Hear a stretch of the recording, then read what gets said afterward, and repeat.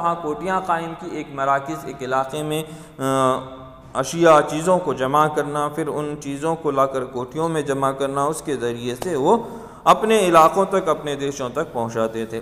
और इन्होंने जब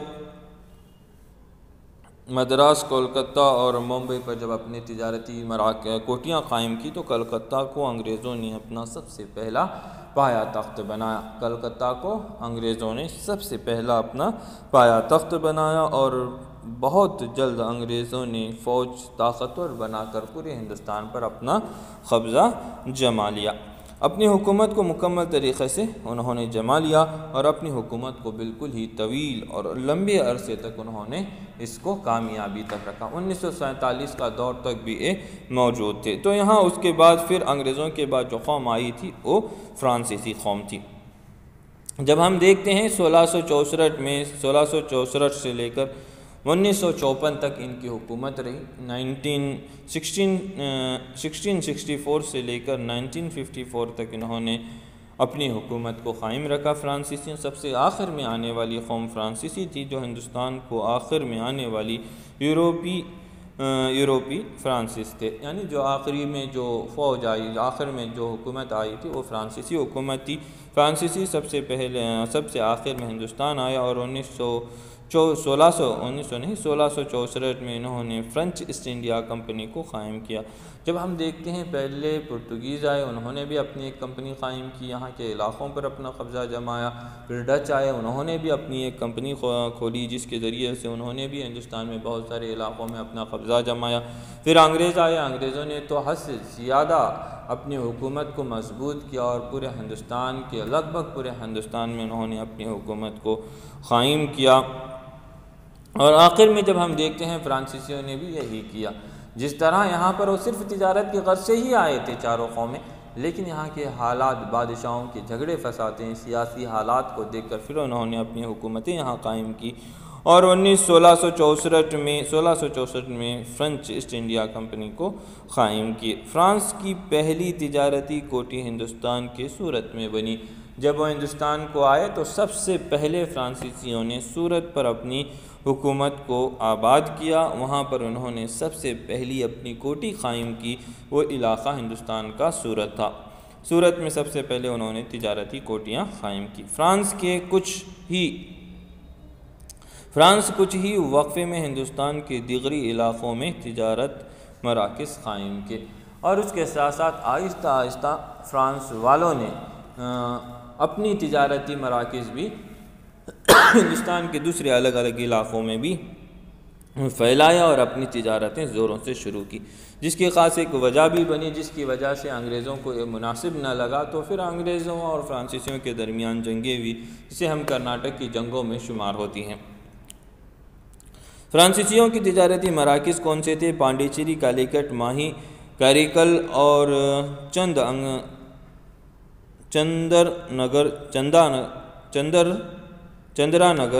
चंद्रानगर वग़ैरह यहाँ के मराकिज़ बने, तिजारती मराकिज़ बने। जो फ्रांसीसियों के तिजारती मराकिज़ हैं पांडिचेरी, कालीकट, माही, कारिकल और चंद्रानगर वग़ैरह यहाँ के मराकिज़ बने।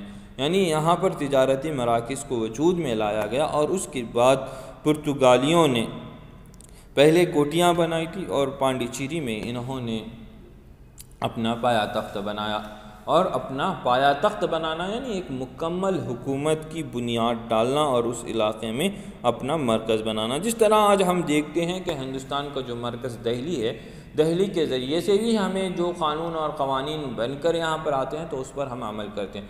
अगर हम कर्नाटक की बात करते हैं तो कर्नाटक का हमारा जो मरकज़ है उसे हम बेंगलुरु को क़रार दिए, तो बेंगलुरु से जो हुक्म आता है, बेंगलुरु के अंदर जो क़ानून और क़वानीन बनते हैं तो उसके ज़रिए से हम उस पर अमल करते हैं। यह हमारे देश का क़ानून है जिस पर अमल करना हमारे लाजमी है। तो उसी तरह जब हम देखते हैं फ्रांसीसियों ने हो या अंग्रेज़ हो या डच हो या पुर्तगाली हो, ये तमाम लोगों ने अपनी कोठियाँ कायम की और उसके बाद अपना पाया तख्त अलग अलग इलाक़ों में बनाया।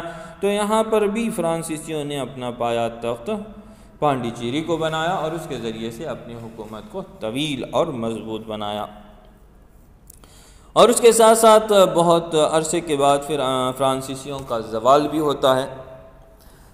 लगभग 200 साल से ज़ायद 300 साल से थोड़ा कम वक्फ़ा इन्होंने हिंदुस्तान की सरज़मीन पर अपनी खदमात अंजाम दिए।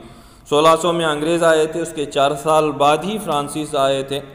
तो यहाँ हम डच को अगर देखते हैं, डच 1596 में 96 से 1596 तो वो भी 4 साल का अरसा होता है। और उसके बाद हम देखेंगे पुर्तगाल के बाद 1498 में आए थे, 1498 से 1500, यानी यहाँ पर मुकम्मल 100 साल के अरसे के बाद डच हिंदुस्तान आए थे। पुर्तगालियों के 100 साल के अरसे के बाद डच हिंदुस्तान आए थे। और उसके बाद हम अगर देखते हैं, उसके 4 साल बाद फिर अंग्रेज़ आए, उसके 4 साल बाद फिर फ्रांसीसी आए। और फ्रांसीसियों का आखिर में ज़वाल किस तरह हुआ हम इसको भी देखेंगे।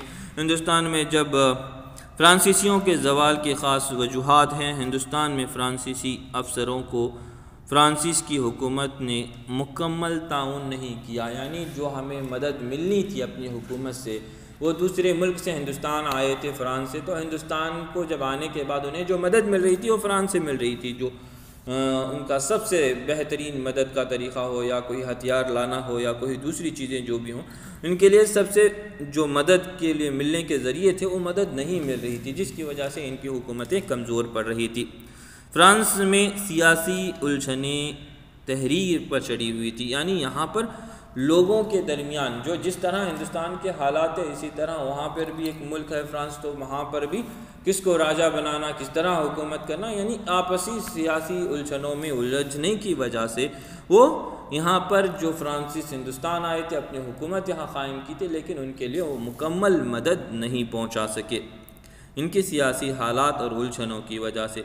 आखिरी पॉइंट है, फ्रांसीसियों को बहरी बेड़ा अंग्रेज़ों के बहरी बेड़े से बेहतर नहीं था।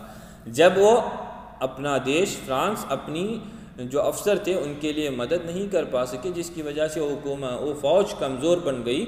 तो जब फ़ौज कमज़ोर बन गई तो अंग्रेज़ी फ़ौज क्या थी, बहुत ही ताकतवर थी, वो अपने मुल्क से बहुत सारी चीज़ों को भी लाते थे।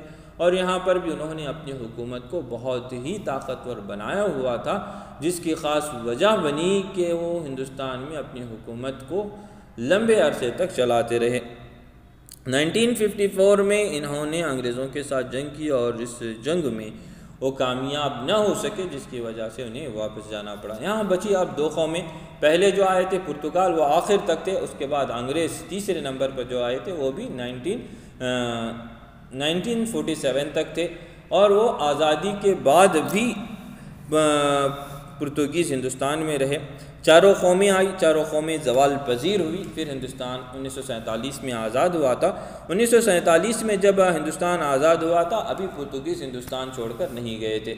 4 कौमें आई, 2 डच और फ्रांस पहले चली गई, और उसके बाद 2 कौमें बची थी, एक पुर्तगाली थी और एक अंग्रेज़ थे। अंग्रेज़ अपनी हुकूमत को कायम रखे, फिर हिंदुस्तान के लीडरों ने मिलकर अपने देश को जब आज़ादी दिलाई, उस वक्त अंग्रेज़ों ने हिंदुस्तान छोड़कर चले गए, 1947 में चले गए थे।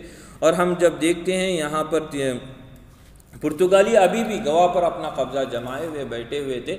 आज़ादी के बाद हिंदुस्तान वालों ने अपनी एक फ़ौज बनाई। फ़ौज बनाने के बाद पुर्तगालियों को हुक्म दिया अगर आप वहाँ से नहीं चले जाएंगे तो वहाँ पर हमला किया जाएगा। तो उसके बावजूद भी नहीं माने, तो उसके बाद हिंदुस्तान वालों ने अपनी फ़ौज बनाकर उनके खिलाफ़ कार्रवाई की। तो 1961 में वो फिर पुर्तगाली हिंदुस्तान छोड़कर चली गई। यानी यहाँ पर यूरोपीय कौम हिंदुस्तान आई, उसमें 4 कौमें थी। 4 कौमों में 4 मुल्क से आने वाली अलग अलग कौमें थी। एक पुर्तगाल से आई थी, एक फ्रांस से, एक पुर्तगाल से आई, एक डच से आई, एक अंग्रेज़ यानी इंग्लिस्तान से आई हुई, और एक फ्रांसीसी थे, ये फ्रांस से आए हुए थे। डच जो हैं नीदरलैंड से आई हुई कौम। ये 4 कौमें थी। ये चारों कौमें हिंदुस्तान पर आई और हिंदुस्तान पर अपनी कब्ज़े जमाए और हिंदुस्तान के लोगों पर अपनी हुकूमतें की। फिर हिंदुस्तान से वो चले गए। अपनी हुकूमत को बचाने के लिए अंग्रेज़ों और पुर्तगालियों के दरमियान भी जंग हुई, अंग्रेज़ों और डच के दरमियान भी जंग हुई, अंग्रेज़ों और फ्रांसीसियों के दरमियान भी जंग हुई। जिसे हम इन जंगों के दरमियान अगर ये तमाम जंगें जो हुई, इसमें से कर्नाटक की पहली, दूसरी और तीसरी जंगें भी हम देख सकते हैं। ये तमाम जंगें हुई, जिसके बाद यहाँ पर पुर्तगाल हिंदुस्तान छोड़कर जो भी यूरोपीय कौमें आई थी, चारों कौमें हिंदुस्तान छोड़कर चली गई। यहाँ पर इस सबक का ख़त्म होती है। शुक्रिया, खुदा हाफ़िज़।